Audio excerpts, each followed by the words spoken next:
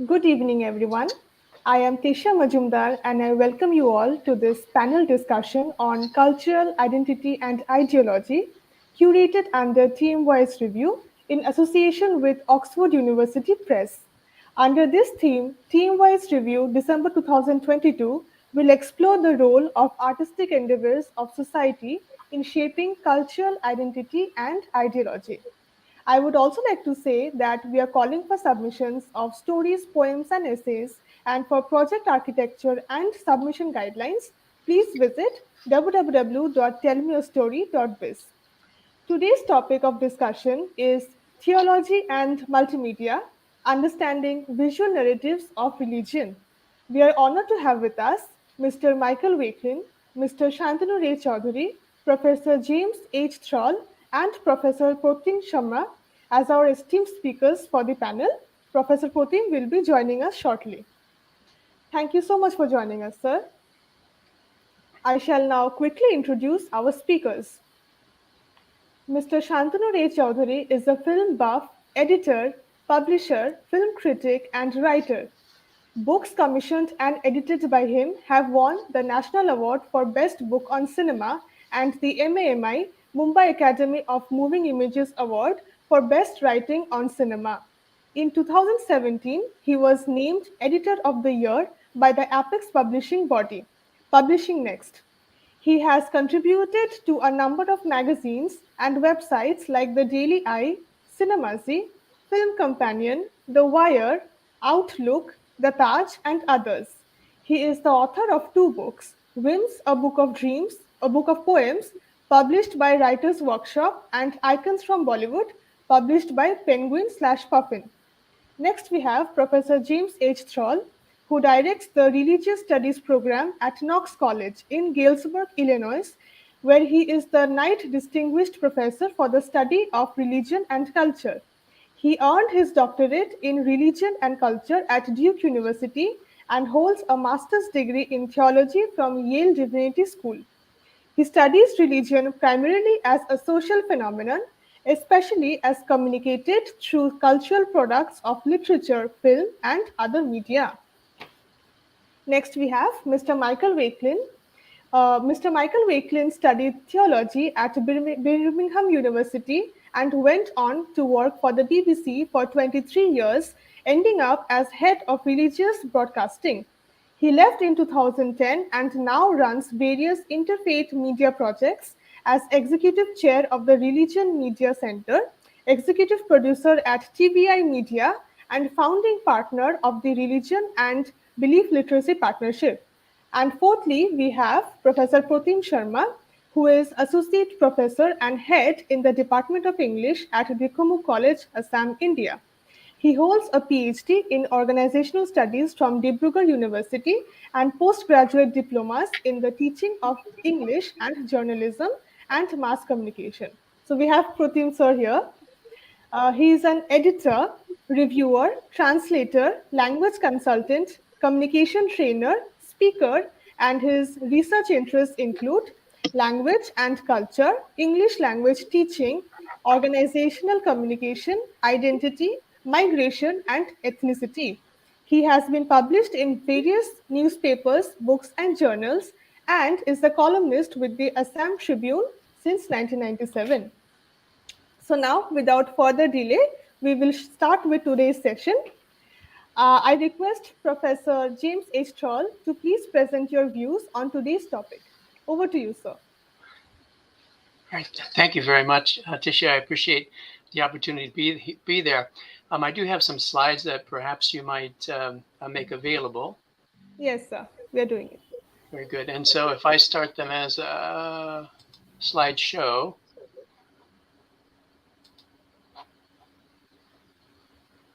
is there, let me see, how did I do that on current slide? There we go. So thank you very much. I'm honored to be part of this panel.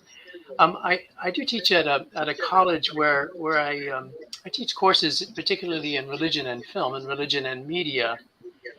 And while we study films that are about specific religious traditions, I find that I'm most interested, and my students are often most interested in film and television that incorporates religious ideas and concepts, even assumptions, while not directly addressing religion as a topic. So they wouldn't be films that you might say, well, that's a religious film necessarily, but with a little uncovering, we can identify some of the concepts that come out of a religious background. So one of the genres I've studied in particular might be called secular afterlife movies, or films that explore what happens after we die, though without direct reference to specific religious traditions. And a number of these films share assumptions that reveal the ways that religious culture can permeate broader.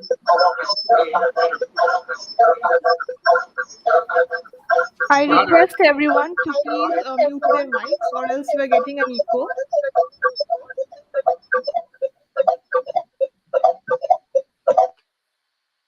There we go. All right. So a number of these films, they share assumptions that reveal the ways that religious culture can permeate a broader culture almost by osmosis. So even if creators of the films and many other members of their audiences wouldn't claim to subscribe to the beliefs that the films depict, the filmmakers can still count on their audiences to at least recognize the references being made. So they share a common cultural language, you might say, that's been shaped at least in part by prevailing religious ideas. And a few of those main assumptions in this particular genre, that first of all, that there is an afterlife, which is certainly a belief of many religious traditions. And since what I've been studying mostly are American Hollywood movies, they usually follow a Western Christian model for that idea, that Christianity being the dominant religious tradition in the United States. So there's often, most often, an idyllic heaven, sometimes balanced with a hell. So a second assumption, that there's some element of judgment of lived life. And even though that's not tied to particular religious traditions, which is why I call these sort of secular afterlife films. The judgment most often is not concerned with whether characters identify as Christian or not, or any specific religious tradition, but rather have more to do with human behavior, being morally good or bad, and that is tied to an eternal outcome. And it reinforces popular cultural assumptions, not always conscious or verbalized. It's not that these are that sort of rise to the surface. That behavior leads to some kind of cosmic reward or punishment. And sometimes, being that these are popular cultural artifacts, they may satirize the beliefs of the individuals and societies that they're referencing. Certainly, they play with the idea of the assumption that we should be thinking now during our lives about how we would live then, sort of in this afterlife that they're foreseeing. So a third assumption that they often make, almost always in fact, is that there's some form of absolute authority that properly oversees the afterlife on the basis of an established system of ethics for the living. So whether the filmmakers or the members of the audience are atheists or believers in a deity, these films at least never can get away from the idea that someone or something is in control and that there is an actual system, a cosmic system of sorts. Given that there are American films in particular, there's an assumption that the afterlife is highly individualized. First of all, that there's an eternal identity for a personality, but that personality is matched with a particular place of or rather shaping of the heaven or wherever they end up. This comes a lot from a background, sort of 18th, 19th century in the United States. Emanuel Swedenborg, his views became very popular in the United States at that period of time. And he projected that heaven was a continuation, a fulfillment of earthly existence, not the opposite. And that saints in heaven were active in things that they liked to do when they were alive. Another big influence were the books of Elizabeth Stuart Phelps. She was a 19th century writer who wrote several books, starting with The Gates Ajar, that built on similar ideas as Swedenborg of this idea that the afterlife was somehow very individualized.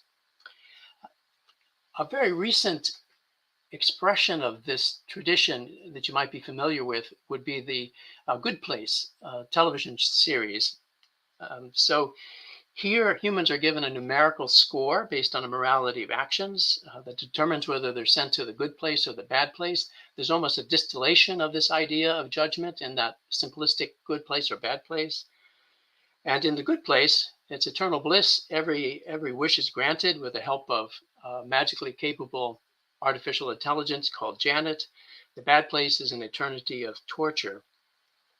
A variety of religious identities among the characters. So it's not tied to a specific religious identity in any way, but there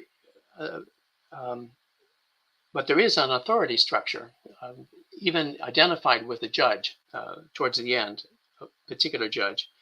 At the same time, it's sort of playing. This is one that satirizes this idea of an authority in that it's a fairly dysfunctional authority structure.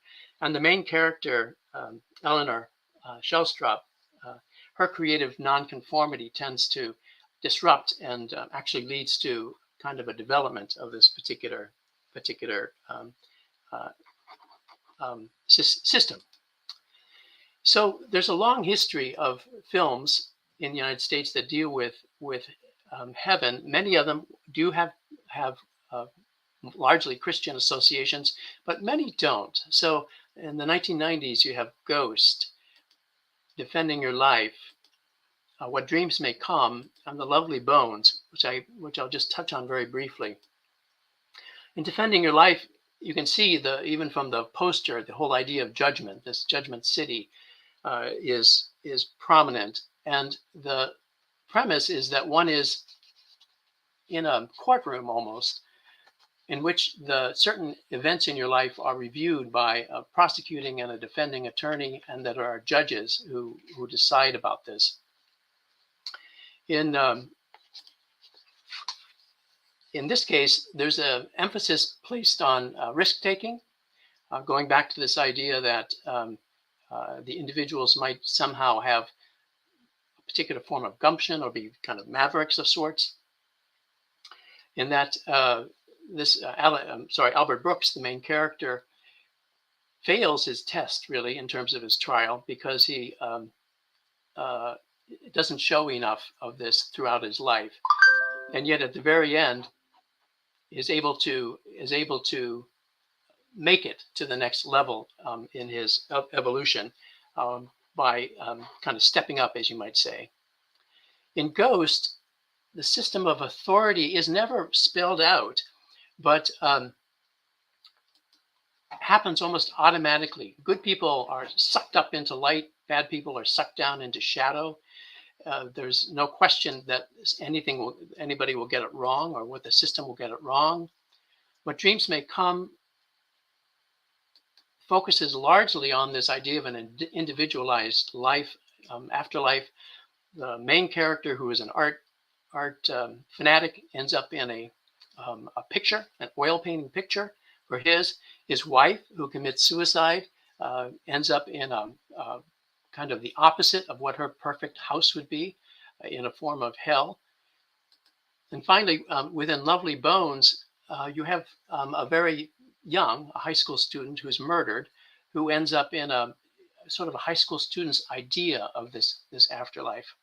I don't want to push beyond the time that I have available, so I'll just kind of wrap it up there to say what I find in these films is an assumption of kind of, as I say, a secular framework that is yet informed by certain ideas drawn out of religious traditions, an authority structure, and definitely this idea of judgment. And finally, this aspect that's very kind of American of an idea of an individualized afterlife. And I'll wrap it up there just so that I make sure that everyone else has sufficient time as well. Thank you so much, sir, for this very wonderful presentation. I would now like to ask Professor Protim Sharma to please present his views on today's topic. Over to you, sir. Yes. Uh, can you hear me? Yes, sir, we can. Okay, great.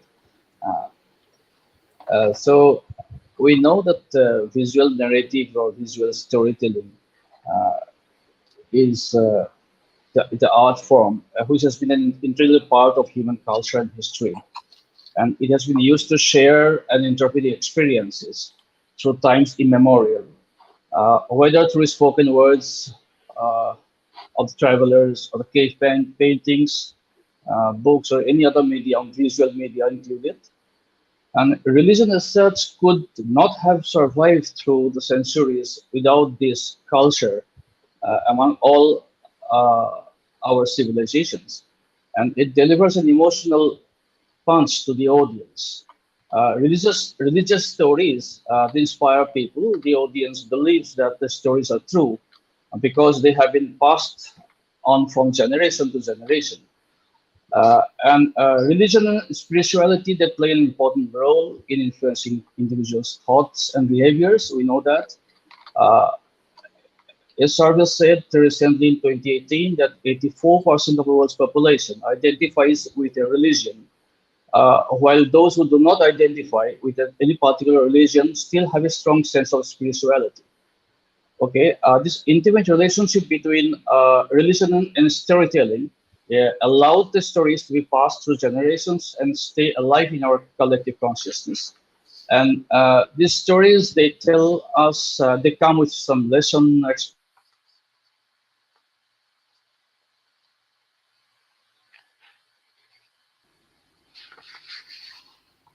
I in guess its his. circulation.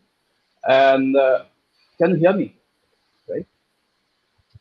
Yes, sir, yes, sir. Hello, Tisha. Yeah, yeah. When the visual art form comes in, an image gains significance in its exchange, veneration, narration. Uh, this must be studied in order to understand the image. Uh, and it is not a fixed form. Sometimes it is forever undergoing some mutation and stratification. In India, we see the images, the gurus and the saints. For example, the Sikh history, they abound in temples and private homes. The image of Guru Nanak, the founder of the faith, we find in every Sikh home. And the relics and icons in Buddhism, they are also among the most universal features of world religions. In Buddhist tradition, for example, the relics of Buddha and the paintings and sculptures of him, they form the core practices of the devotion. So the stories of faith and religion in various formats, more so in visual forms, have been passed on through generations and generations, which inspire people. That's what I have to say at this point of time. Thank you. Thank you so much, sir, for this engaging discussion. I would now like to request Mr. Shantanu Chaudhuri to present his views on today's topic.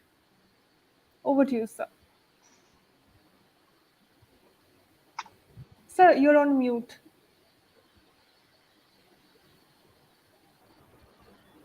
Thank you. Am I audible? Yes, Yeah. sir. Thank you, Trisha, and thank you, Coral, once again for having me once again on this show. And this is something that I've been sort of writing on for a while now, for a couple of features that I intend to do, and so it's sort of segues into that. Visual narratives of religion and theology. Indian cinema, in particular, owes itself to mythology and religion in a big way. Like it's the founding steps of Indian cinema when Dada Saheb Phalke made his first film, Raja Harishchandra, and subsequently a number of films over the next. In This was in 1913, and then over the next 3-4 years, each of his films, Mohini Bhasmasur and Satyavan Savitri, Lanka Dahan, Shri Krishna Janm, Kalia Mardan, all were mythological, so all were religion based, and he sort of tapped into that early cinema, uh, early cinema, that desire among the audience of that era for that spectacle, and he used, even in that nascent stage, he used special effects to really good effect, and to sort of bring out the grandeur of, to sort of make cinema the medium over the next few years. And he did this almost entirely with religious themes. If Raja Harishchandra had the god of death as part of it, Satyavan Savitri again the god of death as part of it. Lanka Dahan, of course, is Hanuman's story of setting Lanka ablaze in the Ramayana, and then Sri Krishna Janma is the story of Lord Krishna and the birth of Lord Krishna. Kalia Mardan is the story of, him defeating the serpent, huge serpent. So the very foundation of Indian cinema is based on these mythological and religious texts, and that kind of continued to be a standard template for decades, and I'll limit my discussion primarily because Indian cinema is too vast. It's many cinemas. There is no one Indian cinema. It's many cinemas. Each language is a cinema of its own.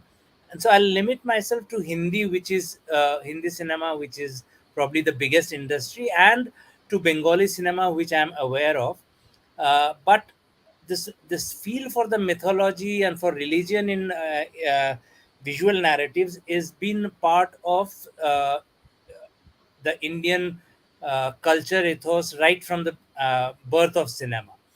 So, after these first explorations of mythology and religion by Dada Saheb Phalke, there were a number of, and most of these were the, sort of very straightforward depictions of mythological lore. The story of Shiva and Parvati, or the story of how Lord Ganesha gets his trunk.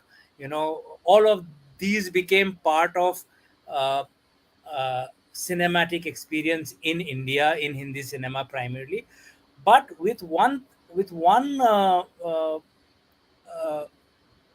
aspect that, I am a little uh, disappointed about: the fact that they never grew out of this to sort of question the religious narrative.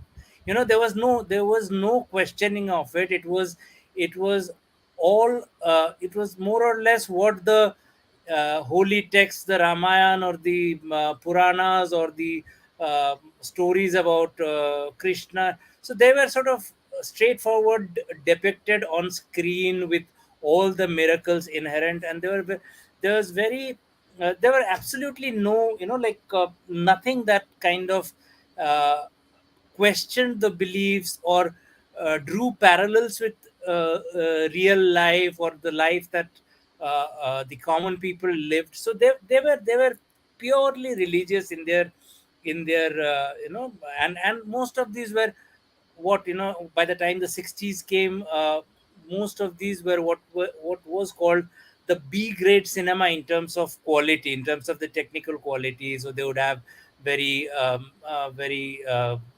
ridiculous special effects to sort of show gods performing miracles. So that's been a and this kind of the 60s were a very rich decade in terms of this religious films, the films on based on religion and mythology.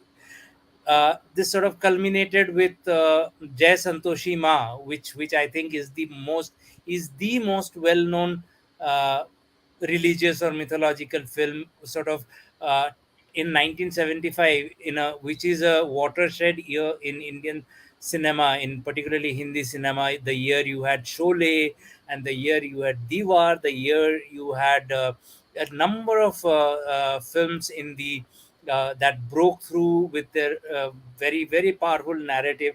You had a film like Jay Santoshima, absolutely B grade in terms of technology, in terms of the narrative, in terms of, but it became the biggest hit. It was in terms of recovering its cost, it became the biggest hit. And all of a sudden, we were never aware of a god called Santoshi, so we never, a goddess called Santoshi. But with this film, this the followers of Santoshi Mas, all of a sudden she had one of the biggest, and she has continued to have one of the biggest following. So that's been the kind of impact cinema, the visual depiction of cinema has had. But it's been totally religious. It's sort of, people actually going into the cinema theaters with agarbattis, incense sticks, and small lamps. So they'll perform a sort of puja in front of the screen. They'll offer money to the, whenever the deity comes on screen, they'll offer money as sort of, a donation, or that we would do otherwise when going to temple. So that's the kind of feeling it evoked.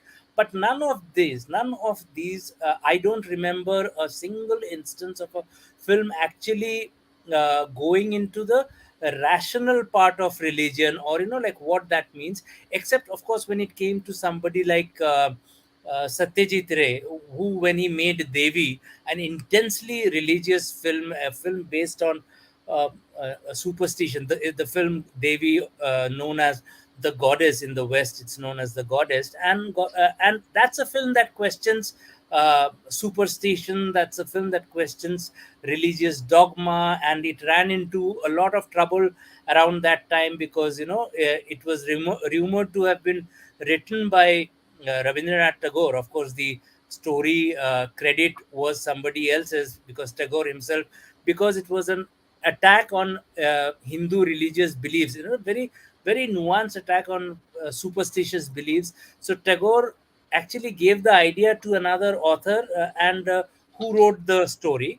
And then when Satyajit Ray made the film, he was also a Brahmo, and so there's a lot of controversy around the film. Okay, these are people attacking Hindu beliefs and all of that. So, but here was one of the first attempts at actually looking at religion, or in a critical manner, critiquing aspects of religion. And many years later, uh, Ray again came back to aspects of religion in his second last film, if I'm not mistaken, Gonoshotru, Enemy of the People, based on Ibsen's play, where again he has this, this whole tradition that we have of temples offering uh, as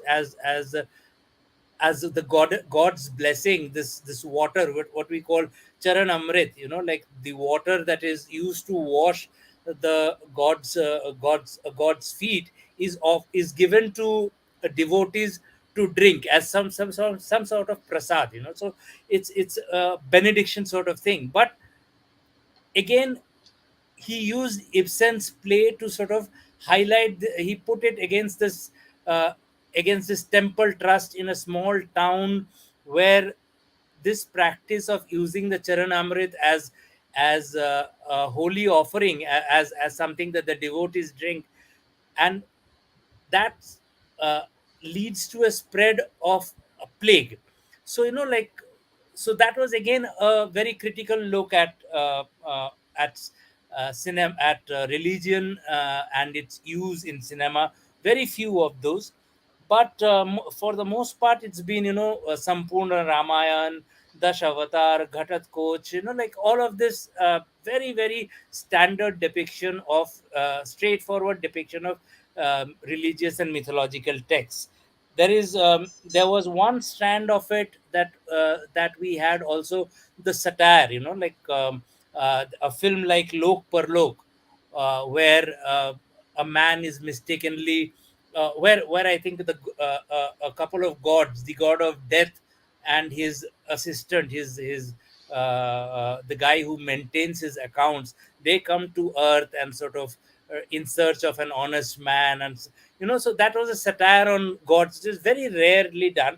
One of the classics of this format is, this genre of satire is again a Bengali film called Jomaloy Jivanto Manush, which translates to alive in the land of uh, Yama, the god of death. So a guy is a common guy, a common man is mistakenly uh, uh, killed, or mistakenly taken to heaven or hell, and he sort of refuses to accept that it's not my time to die yet. And when he is not allowed to go back, he decides to wreak havoc on heaven and hell, and changes all the rules and regulations that by which Yama and the other gods and goddesses operate. So that's another kind of satire where where it's making a statement that it's man who makes God, not God who makes man.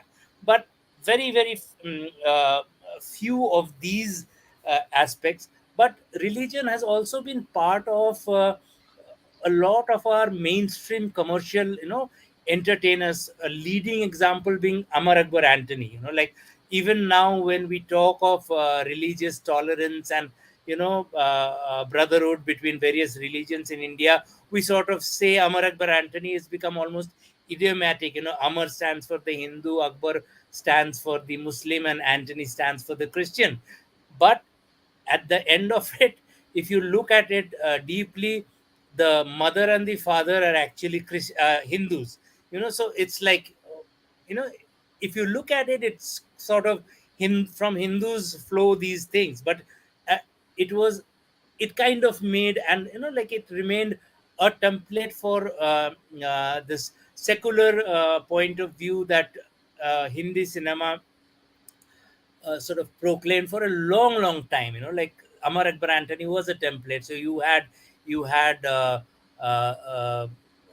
Hindus and Muslims, living in peace. There was a sharing of religion, religious festivals. All of that has been part of uh, uh, the narrative in Indian cinema for the longest time. What has gone missing is, I think, the critical or the satirical uh, take. One of the greatest satires that we have had is a film called Jani Bido Yaro, which is basically a tale of corruption, but it has in its final chaotic climax, it brings in aspects of the Mahabharata and fuses it with the Mughal Empire to create a wholly hilarious satire on a lot of things. But that has gone, and any critical analysis has gone out of the window with the kind of censorship that we have had in the country in recent years. It's impossible to actually criticize a religion, particularly the dominating religion. Now it's absolutely impossible in cinema to do that anymore. And even the smallest of uh, issues are, like today you wouldn't have a film like Jomaloy Jivanto Manush or Lok Parlok, which sort of or even 10-15 years ago there was this film called Oh My God, where a guy has a guy's shop is burned down and he suffers losses, and the insurance company says this is because of natural causes and they are not liable to pay. And so what this man does is he sues God. He goes to court against God. So and then there's a lot of commentary about god men, who sort of take the gullible for a ride. But that kind of narrative is closed now, which is a we were are never, I don't think we'll be having conversations around that. I don't think any filmmaker dares to make a film that is even remotely critical, that has any there would be, for example, Ram or Sita would have been, were very common names of uh, characters in Hindi cinema for the longest time. Now they won't have it, like, because the moment you say use the name of Ram as a character, then you have to be very careful that there is nothing offensive about about that. And religion can take uh, can absolutely take ridiculous forms. For example, there was this 1982 film called Coolie, where superstar Amitabh Bachchan was playing a Muslim character, and somebody just pointed out, it became a blockbuster hit, but somebody just pointed out and sort of raised a hackle about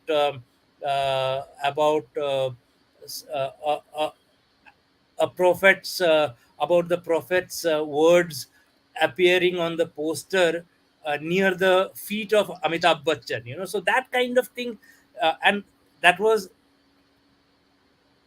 40 years ago. India was a very different country and nobody took it seriously. But now I think the narrative has changed entirely. And I think uh, for all practical purposes, uh, religion has sort of gone out of cinema, any depiction of it, because I don't think uh, and at the same time, very interestingly, it's made a big entry into the television and OTT space, but that's again very sanitized uh, religious texts, that kind of have no subtext to them. There is nothing that is that could excite any comment or sort of make you think about it. So that's what, like, we owe Indian cinema owes its origins to mythology and religion from Dada Saheb Phalke, but it's been a standard template, and religion has been a part of mainstream cinema in various forms, like very very straightforward articulation of brotherhood between religions has been a standard format of Indian cinema. Yes. So I think for now I'll keep to that. Thank you so much, sir. It was very enlightening to hear you speak. And finally, we have Mr. Michael Wakelin. Sir, I request you to please present your views on today's topic. Could you put up my PowerPoint, please? Yes, sir. Okay, so thanks for all that. Great pleasure to be with you all. I'm going to take a slightly different slant on the title here, because I'm very concerned about the presentation of religion, particularly in the UK, obviously. So I'm going to give a UK slant on how religion comes across in the media, which is largely quite badly, and what we're trying to do about that to make it better for people in the UK to understand religion through the media. So how am I going to change these slides? How does that work? Oh, I get it. Yeah. Okay. So first of all, religion tends to write its own script in terms of the way it comes across in the news. I don't need to go into it very much. You can see it all here. Religion has a unique capacity to get itself television pictures and big newspaper splashes because of the sorts of awful things that happen in its name. And so I sometimes say when religious community leaders complain to me, oh, the media always portrays us so badly. Well, I say, well, it tends to get the coverage it deserves in terms of the news. However, some stories which make the news, you may remember the Grenfell Tower disaster in London recently, where I think 90 or so people lost their lives. The opposite that tower, you can just see on the right of the picture there was a Methodist church, and it became the real hub, the real center for the ways the faiths came together to help recover from that absolutely ghastly tragedy. And actually, religion came across rather well in the news as a result of that, as something that was bringing people together rather than tearing them apart. So the news has a complicated relationship with religion. I sometimes think it's like covering football only from the point of view of hooliganism and never actually watching the game. And it only picks up when religion's bad. Okay, so there's the news. But of course, one of the other massive ways in which religion is represented is through the various box sets and the streaming services that are all over the place now, like Netflix and Disney, etc. And one of the very first box sets that kind of made it in this new world where drama is so widely available was 24 with Kiefer Sutherland. And the thing is that when big dramas used to go out in the past, they would go out and they would be seen and then they'd be forgotten. Now, of course, they're there forever. And you can download and stream these great series with high production values anytime you like. And 24 got into a lot of trouble because of its very negative portrayal of Islam. particularly through the first 3/4 of the series. Towards the end, someone got to the production company and said, look, hang on a minute, you can't make out the Muslims are all bad. And there was actually a very generous portrayal of an imam towards the end, having a very serious conversation with Jack Bauer, and actually almost bringing him to some sort of faith, which I thought was very interesting, the way that turned round. And I think has affected many other kind of big dramas that have come along since. In the UK, we had our own series called Spooks, which you may have come across. This is when I was head of religious broadcasting. And I got a lot of complaints landing on my desk because Spooks, very high-end, high production value drama about spies, it became very apparent that the good Muslims were always the ones wearing modern dress, suits and ties, and the bad Muslims were always big beards and the old more traditional attire. And I think as a result of what happened because of all those complaints, I think that was a bit of a wake-up call to drama productions around particularly the coverage of Islam. A lot of the ways in which religion is presented comes through the soap operas that we have, and I'm sure you have your own soap operas where you are. But just a quick breeze through 4 of these. In the top bottom right there is Coronation Street, which is on our independent channel, has a massive audience, has been on for 50 years or so, and it has a very curious relationship with religion because none of them are, well, soap operas tend to have one person in the cast list who's religious. They tend to be old, nice, but a bit irrelevant. So an old lady, for example. And Coronation Street had Emily Bishop, who was very sweet but didn't really do very much. But funnily enough, although none of them are obviously religious, whenever there's a wedding or a baptism or a funeral, it's always in a church, because that's where the good pictures are. And there was famously a big argument that came out in the tabloid press because one of the directors on Coronation Street wanted the cross removed from the altar for fear of offending viewers when there was a wedding going on in a church, which I thought was rather hilarious. Occasionally there's a vicar who appears, but he tends to be a paedophile or starts, committing crimes. There was an interesting lesbian relationship that emerged from a young couple of girls who met each other at a church choir, which was quite an interesting take.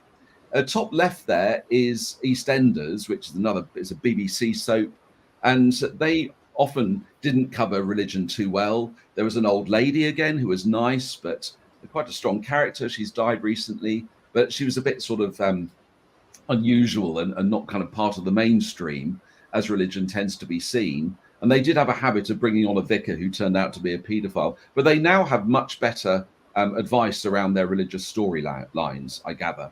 And top right there is Casualty, which is a drama based in a hospital. And I know one of my friends, a Muslim friend of mine, went to advise them on the fact that they weren't covering the Asian contribution to the health service very well, because the National Health Service is really hangs together because of contributions from the Asian community. And I think, again, they've changed the way they do their religious storylines. Bottom left is actually a radio soap opera called The Archers on BBC Radio 4. And that's a kind of a story of country folk. And the church is very much at the center of that. The vicar often features in the storylines, and the church is the social hub of the activity in the village, which is quite interesting, a different sort of take. So there's the kind of the soap opera presentation. But of course, a lot of the way we absorb the religious narrative, and theology indeed, is through fabulous movies, particularly the family films. I produce a series of God slots on BBC Radio 2, which is the biggest radio station in Europe. And we have themes. There are 3 God slots every day, believe it or not. On the biggest shows, they have a little 2-minute God slot. And we set them a theme this week, actually, not related to me talking to you, but it just happened to be your favorite animated movie. And we challenged all our presenters to come up with the theology and the philosophy behind some of the great family movies. And I'm sure you can see them all there. And all our faiths, Sikh, Muslim, Hindu, Christian, Buddhist, all the contributors found really deep theological things to draw out of the great family movies, stories of love, redemption, forgiveness. And of course, the great story, the great eternal story from a Christian perspective is the way in which the hero comes from outside and rescues the world, particularly captured with Harry Potter, who who dies and comes back to life, very much echoing the Christian story and narrative. So religion is all around. It's in news, it's in the dramas, it's in the documentaries. But in the UK, it does tend not to come across very well usually. And the reason for that is because of great religious illiteracy in the production world and in the content creation world, in television, in movies, in news. And so in the UK, we've tried to tackle this by forming something we call the Religion Media Centre. I'm executive chair, and we've been around now for 3 or 4 years, and we are a resource for content creators, for journalists, for screenwriters, producers, directors. They come to us. They know that we're not promoting religion. We're not saying it's good or bad. We're just saying it matters and deserves the highest editorial standards. And to help them, we've got a whole range of resources. We have a daily news bulletin, and that's all the latest daily news is there. We have weekly press briefings on various subjects. Again, we're never saying religion is a good thing, and we're not promoting religion. We're just saying this is what you need if you're going to be making content around religion. But most importantly, in this context, we have a fantastic range of fact sheets which go down hugely well. And they're written authoritatively, they're written neutrally as possible, giving people the information they need to create great content. So I share that with you because I'm very, very proud of the Religion Media Centre, and I would love to see a Religion Media Centre in every country in the world that helps journalists and other creators to have better understanding of religion and then cover it with greater fairness and accuracy. And if I may leave our website there, religionmediacentre.org.uk, it's all there, and it's a model I would love to share with you. But that's a quick 8-minute sort of take on the UK version, the UK angle on how religion comes across. And I thank you for your time and attention. Thank you so much, sir. It was a fantastic presentation. So now we shall begin our question and answer session. So my first question is to Professor James H. Thrall. With special reference to your publication, The Authority of Sacred Texts in Science Fiction, could you shed some light on how religion and religious ideas are portrayed in science fiction movies? Could you also cite some examples from a few movies as well?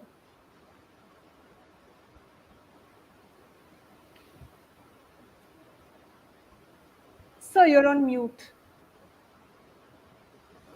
That's right. I was careful to mute, and then I didn't unmute.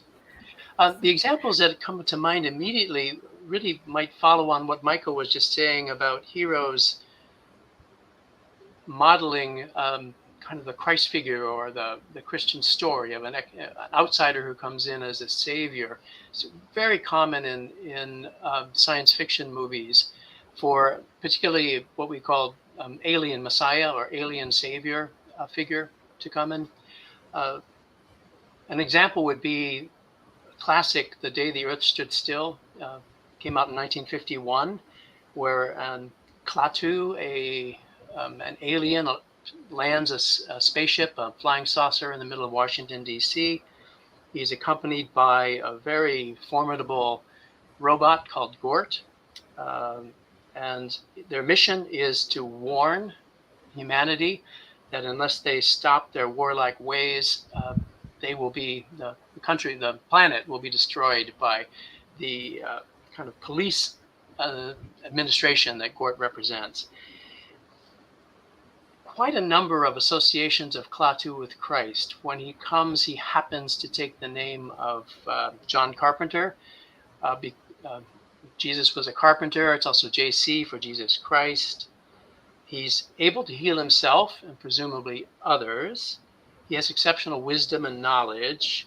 He demonstrates miraculous power because he shuts down all the electricity in the country for half an hour. And also, his actions are misunderstood, and he's killed by the authorities. So that kind of reliving of Jesus' story. And finally, he's resurrected. He gets shot by the military, and Gort is able to bring him back to life. And then the spaceship ascends into heaven, kind of the last reference to the arc of Jesus's life. Very similar kind of clues associating with this Christ figure in E.T., the extraterrestrial, would be another example. Starman, 1984. K-Pax, 2001 would be an example. So really a long history along those lines. Does that help? Yes, sir. So, sir, now we can say that science and religion, they can go hand in hand, as opposed to what many people believe that they are kind of opposites. Well, certainly science fiction likes to play with the idea, and perhaps it's the element of the fantastic in science fiction. Feel there's a real affinity to the fantastic of religious belief of supernatural beings in that regard. So yeah, they're definitely a way to bring them together. Yes, sir.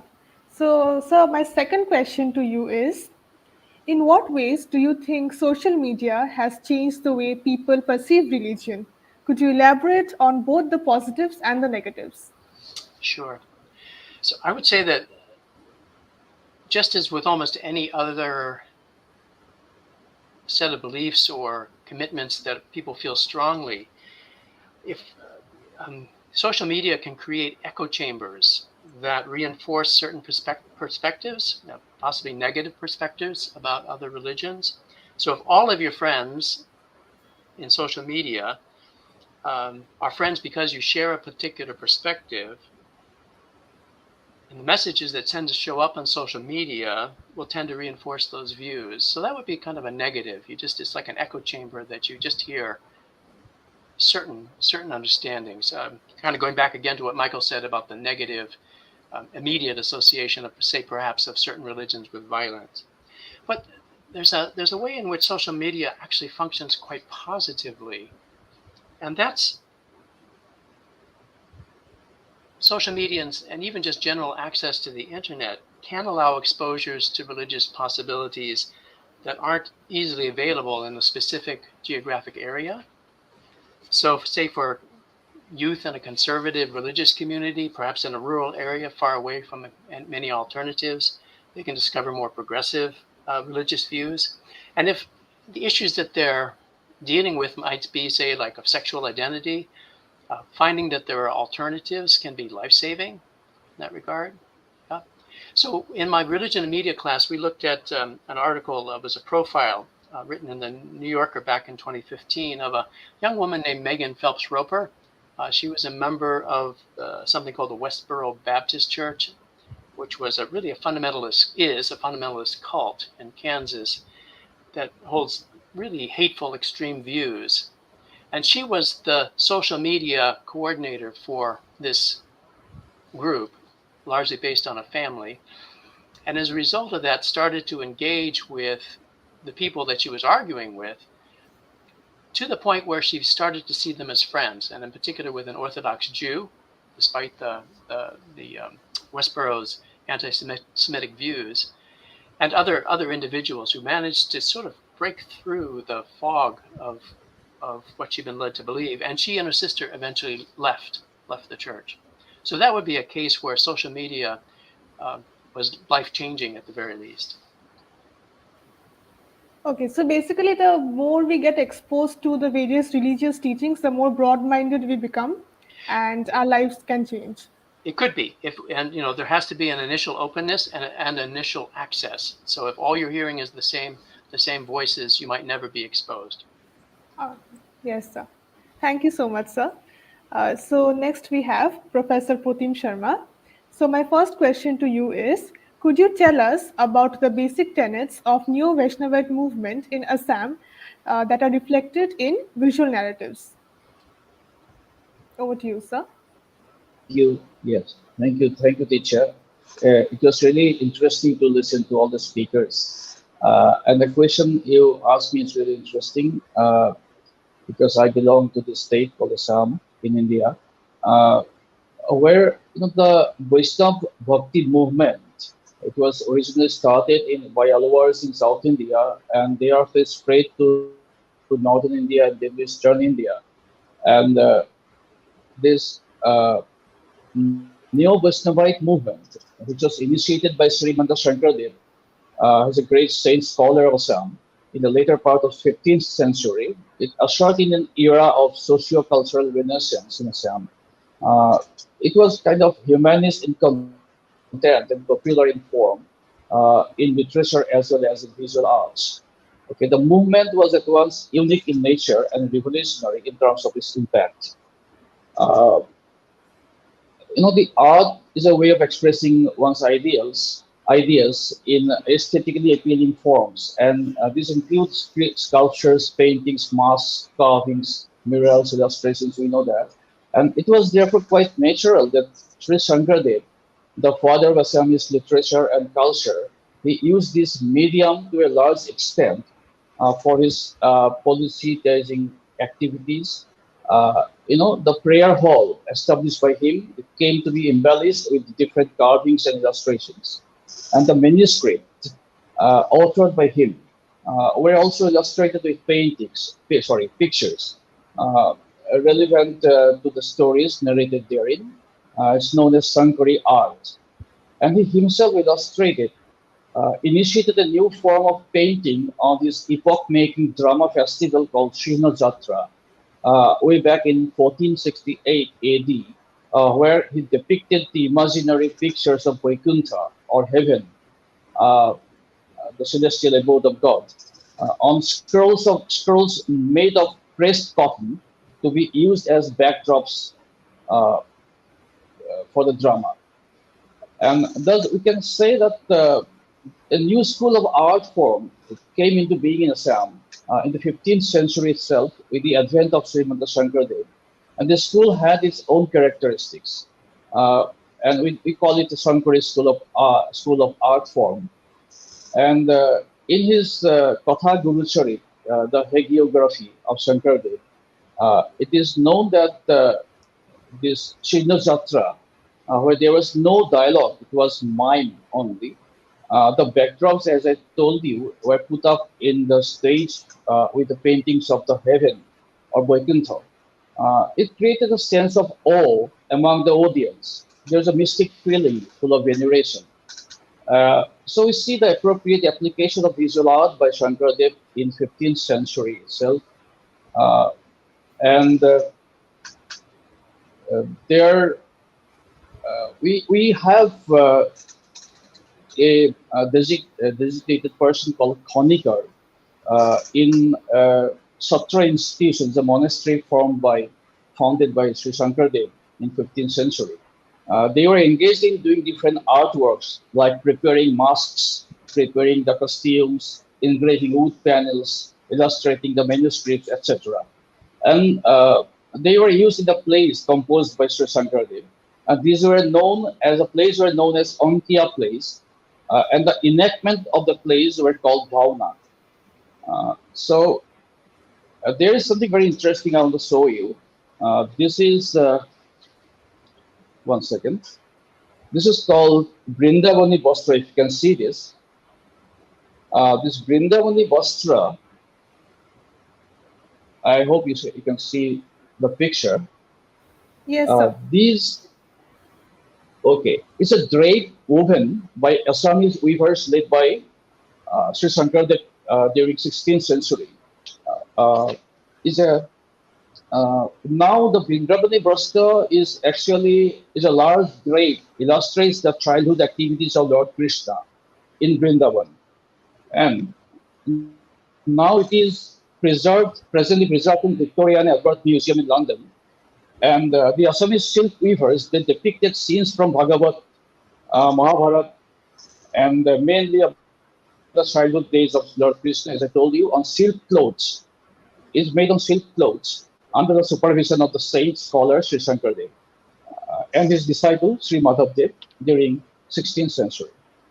So this is what is a visual art form used for propagation of religion known as Ek Horon Nam Dharma uh, in Assam.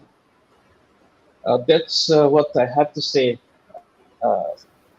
in response to your question. Thank you so much. Yes, sir. So we can say that various types of visual narratives definitely helps religious teachers to connect to people.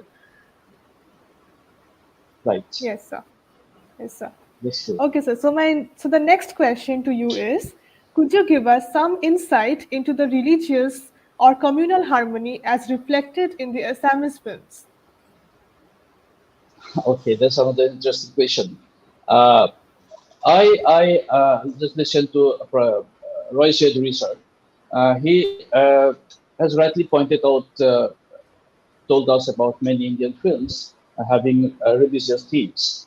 Uh, I remember him saying about Amar Akbar Anthony, which was a film on religious harmony or communal harmony, so to say.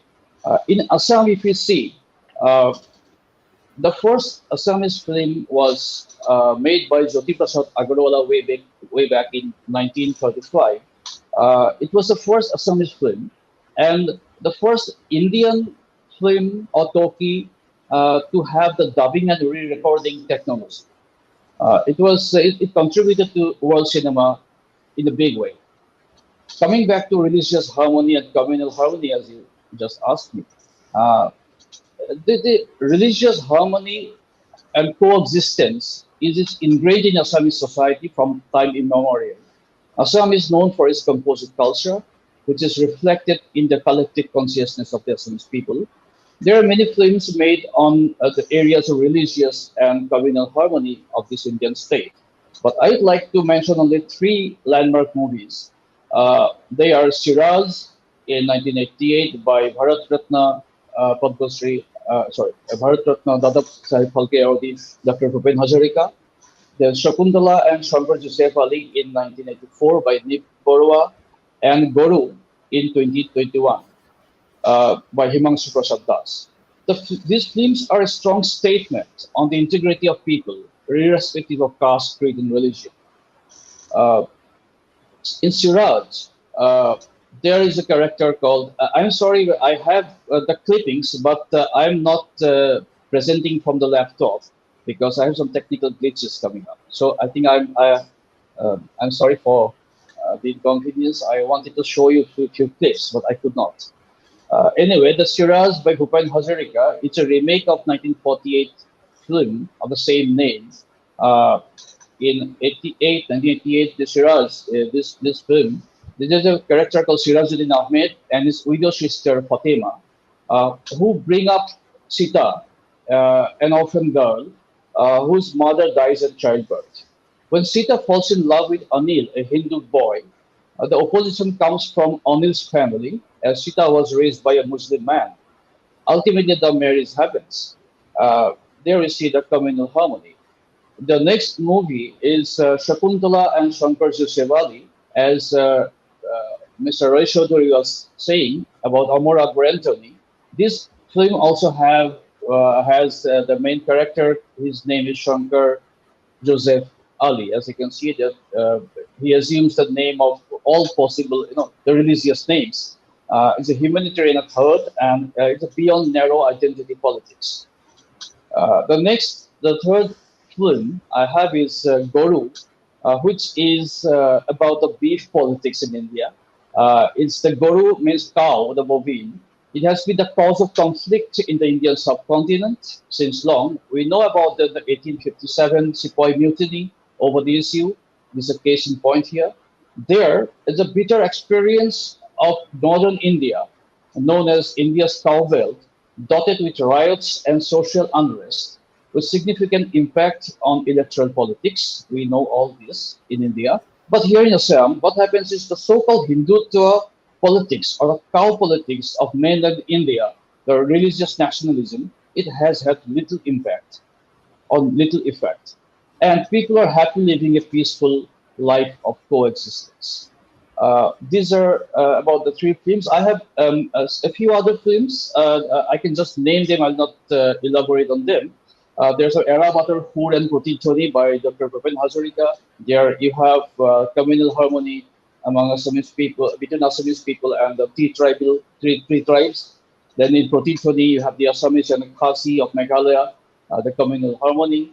And then I Quote 9, 2008, film by Manju Bora, and Diksho Bonat Pola 2016 by Somjit Sabhapandit.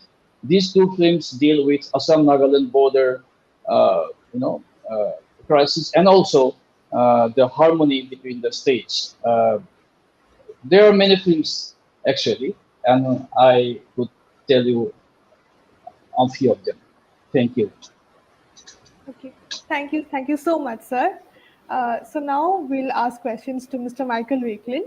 So my first question to you is, could you elaborate on how radio broadcastings centering on religion shapes our culture, society, and ideology? So can you say the question again? I thought I was asking a question about radio. No. Yes, sir. Yes, sir. Could you elaborate on how radio broadcastings centering on religion shapes our culture, society, and ideology? Okay, right. I'll be brief. Okay, so really, radio broadcasting in terms of religion is very much dominated in the UK by the BBC. Independent radio doesn't tend to take it so seriously, although there is a Christian radio station called Premier Radio, which I was a trustee for a while, that does a lot of very much Christian-focused broadcasting of a more evangelical kind. But the BBC has a great deal of religious broadcasting, in actual fact, on its secular stations, which I think is important. So religion kind of is there because it's part of society and it punches its own weight. So, for example, in the big news program on Radio 4 in the mornings, which is the one that all the politicians are on, that the Prime Minister's on, the Today program, right in the middle of that is a little God slot called Thought for the Day. And it goes out to, I don't know, there's about 7 or 8 million listeners. And Thought for the Day is done by a variety of different religious spokespeople. And a lot of people at the Today program don't like it, but there it is. It's a historical thing. And, you know, it does carry a great deal of weight, actually. I look after the God slots on Radio 2, which has a bigger audience, in fact, and is the most popular station in Europe, I gather. So we have a Pause for Thought goes out in the middle of the night. We have a live Pause for Thought at 5:45 in the morning. We have a live Pause for Thought at 7:20 in the morning on the big breakfast show, the Zoe Ball breakfast show. So you've got this big secular, I can't imagine any other country doing this, but a big secular music show, lots of A-list celebrities, and in the middle of it, there's a God slot. And it's a precious, precious thing for me. And I've looked after that for many years now, and we get some great communicators who fit into the show. It's not embarrassing. It's absolutely loved by the presenters. They like it being there. A moment of seriousness. So I think there's an act of worship on a Sunday morning, which is almost entirely Christian. And there's choral evensong, which celebrates the great cathedral tradition of church music on Radio 3, which is the classical music station. And I think the BBC, you know, has always traditionally taken religion very seriously and made it a part of its programming, which I think is really good. If you siphon religion off and put it in just a purely religious context, it doesn't have so much effect. But to have it breathing through the general output of the BBC, I think is marvellous, and something that I hope the BBC will continue with. There's other discussion programs as well and documentaries and things, but there's a rhythm to the way the religious life is covered on the BBC.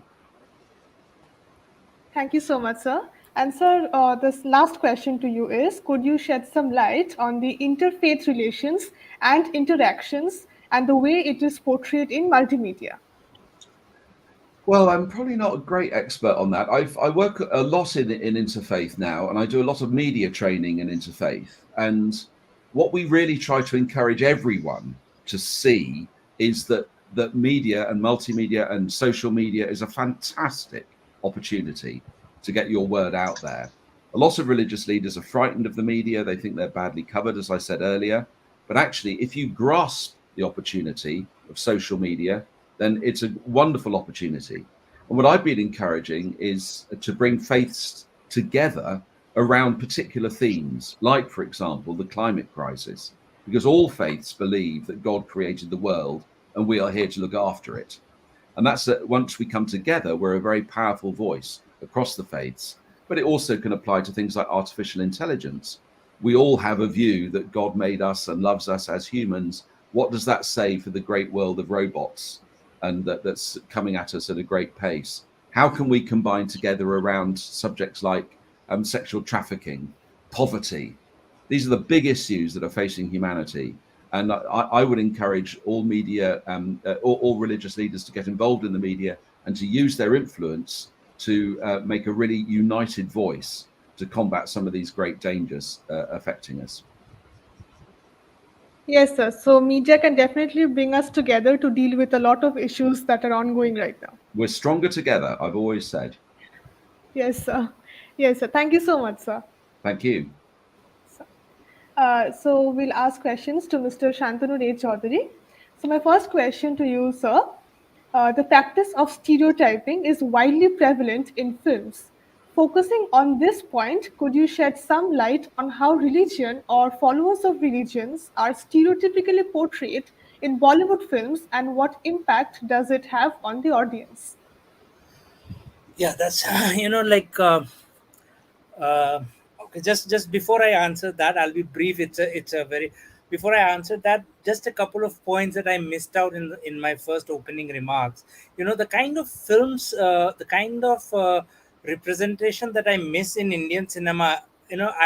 I've recently watched a film called Frailty. It's a 2001 film directed by Bill Paxton, and it kind of addressed the theme of blind faith. Like a man who is so is so sure that God has called upon him to wipe out evil. He's going to commit murder, and he's going to involve his children in that. There's a immense discussion on this kind of faith. I miss that kind of or for example, Martin Scorsese's films always have a layer of religion around, a subtext of religion. And of course, he dared to make the last temptation of Christ. And I don't think, for all its flaws, India is in a space, or has ever been in a space, where you could actually have a film that talks about a God being tempted, about God being tempted. So those are the kind of things that are missing in the Indian cinematic narrative. Coming to your point of stereotyping, I think, uh, stereotyping is a shorthand, is a kind of shorthand. You don't have to actually build upon nuances. So you want to show a Muslim, you have a certain, you put them in a beard, and you put a cap, skull cap, and immediately. And for the longest time in the 60s and 70s, the Muslim character used to be this uh, good friend of the hero, who would come to come to his help. They would be celebrating Eid and Diwali together, and sort of a, a kind of very very friendly, and and largely ineffectual character, who has no bearing on the. So that is a kind of steer. And even where, for example, Zanjeer, one of the cult films, it had an antagonist in a character called Sher Khan, who is Muslim, but then eventually he turns into a friend of the hero, and enables the hero to. So, and that's the kind of stereotyping that went into, like, making the good Muslim there. That kind of changed over time, in the 80s, in the 90s, particularly with the and particularly in the new millennium, with uh, a lot of, suddenly you started having the coal lined eye, and the sort of bearded Muslim, who is operating within the country, but is is betraying, is not a patriot, is betraying the nation by selling secrets. He is part of Pakistan's great plan to destabilize the country. Again, very stereotypical, sort of. So that the good Muslim has suddenly become the bad Muslim, and that's also come through a stereotypical depiction, like very, very distinct images that you have. At the same time, the good Muslim will, in these kind of, in the last 20-25 years, whatever good Muslims, you kind of, they'll have to be very, very vociferous about being patriotic, about standing up for their, and standing up for the country, giving their life to save the hero, and sort of to and all of that, that's been a part of the very stereotypical. One of the biggest stereotypes is that we have had is that for the longest time we haven't had a, a Muslim man and a uh, Hindu girl. We don't have that in the narrative. That's absolutely a no-no. It's always the hero has to be Hindu and the heroine will could probably be Muslim, because like then the agency lies with the man in this country in the narrative also. So that's another kind of stereotype that's gone into. When it comes to the Sikhs, another stereotype comes into the picture. The jolly Sikh has been like the bhangra doing, the joke loving, the uh, liquor loving Sikh. Though actually the religion forbids that, but then you have that stereotype. The moment you have a you have a you have a Sikh coming on screen, you knew that it will be balle balle time and all of that. So that's another stereotype that's been very very prevalent, and I think that's these are so very few. I can't think of nuanced you know barring the films of the new wave. A filmmaker like Saeed Akhtar Mirza actually brought in his film Albert Pinto Ko Gussa Kyun Aata Hai. The character is Christian, and there's a lot of this wonderfully nuanced character there. Or Salim Langade Pe Matro, where Salim Langada is the main character, the guy who is lame, Salim, and he's Muslim. He comes from the ghetto, and he's fighting, in his own mind, fighting both religion, his religious beliefs, his his his like the kind of pressure that is brought upon him to uh, become to be marginalized. So these are very real characters. But apart from these uh, filmmakers like Saeed Akhtar Mirza, who made both these films, I don't think, or Naseem, even Saeed Akhtar Mirza's Naseem, which is set against the backdrop of the demolition of the Babri Masjid, and very very real characters. I don't think we actually have had uh, uh, religious characters very nuanced. So it's all broad stroke stereotypes which are shorthands to the characters. That's been part of. Thank you so much, sir.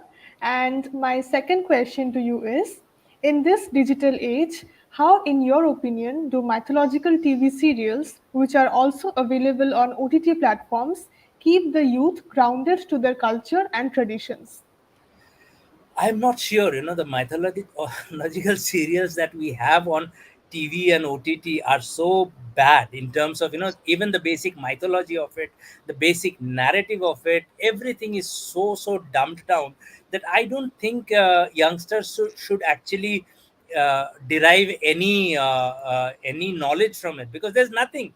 It's absolutely bland in terms of you know. In terms of offering you anything. But this, of course, like it became this kind of thing became big with the Ramayana in the mid 80s. For the first time a religious serial was allowed on the national network, which is Doordarshan, the national TV network. And you had you actually had people writing in and talking about, okay, I was never this respectful of my parents, but now when the TV comes on and you have Ramayan coming on screen, we light a incense stick in front of the screen, and I asked my parents to give me their feet so that I can press their feet, and all of that sort of became like. And it had the impact of suddenly a largely secular nation became religious. And today, what we see today, the coming of the BJP to power, and the nationalistic religious chauvinism that we see is an outcome of what Ramayan meant. It's taken those 30 years for us to reach this stage, and Ramayan marked, and it's a TV series that marked that first. You had streets emptying out, at 10 o'clock, when the 10:30, I think it was, on Sundays it aired. and you had streets emptying out. There wasn't one guy. The only time that happened was when India was playing Pakistan in a cricket match. Streets would empty out, or when a Satyajit Ray film would come in on Calcutta Doordarshan, so Calcutta streets would empty out for to watch that film. Otherwise, Ramayan sort of altered. So I guess there is a, and it if people are coming forward to say that this serial inspired me to be respectful of my parents, touch their feet or press their feet and all of that, then obviously there's some effect. But I think there's the quality of these serials don't excite me at all, and I'm not talking about an intellectual response. Even as a spiritual response, I don't get it. Because I'm not talking about, a work based on religion can be intensely evocative. It can arouse a certain feeling in you, uh, but these serials don't. They're so dumbed down, they're so uh, linear in the track they follow, that and they don't dare to take liberties.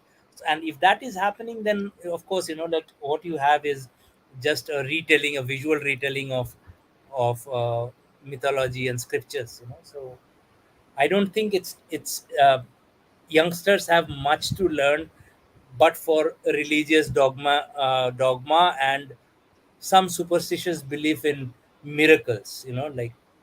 Okay, God will set it right. There will be a miracle happening, something or the other. So. But they can like download whatever used to be shown like in the 80s or the 70s. Those are Yeah. much better. Yeah. Yeah, like even the 70s and 80s films were like, for example, Amar Akbar Anthony. It had this blind mother, and this his her son, one of who is Muslim, who is sort of Akbar, is singing a kawali for Shirdi. And Shirdi wale Sai Baba is non-religious. He's not Hindu or Muslim. So here is a Muslim guy who is singing a kawali in praise of Shirdi wale Sai Baba, and behold, lo and behold, the mother's eyesight comes back. There's a ray of light that emanates from Shirdi's eyes and goes into the mother's eye, and she can see. So, and I remember watching that film in the theaters after 10 years after it released, and the kind of cat whistles and all of that, the crowd going crazy with that sequence. So obviously there's an effect that's there, but uh, Amar Akbar Anthony had a certain chutzpah about it, which none of these these modern day serials have. Yes, sir. Okay, thank you so much, sir. So, with this, we now come to the end of today's session. I would once again like to say that we are calling for submissions of stories, essays, and poems. And for project architecture and submission guidelines, please visit www.tellmeastory.biz. I extend a heartfelt thank you to Mr. Michael Wakelin, Mr. Shantanu Ray Chaudhuri, Professor Protim Sharma, and Professor James H. Thrall for this wonderful and remarkable session. Thank you so much for joining us. Thank you, Tishya. And thank you, James and Michael and Protim. Thank you, Thanks sir. so much. It's been lovely talking to you, Lovely and listening to you, sir. It's good to meet you and all. thank you, Coral, for all of this. Thank you, Thank sir. you. Thank you for joining.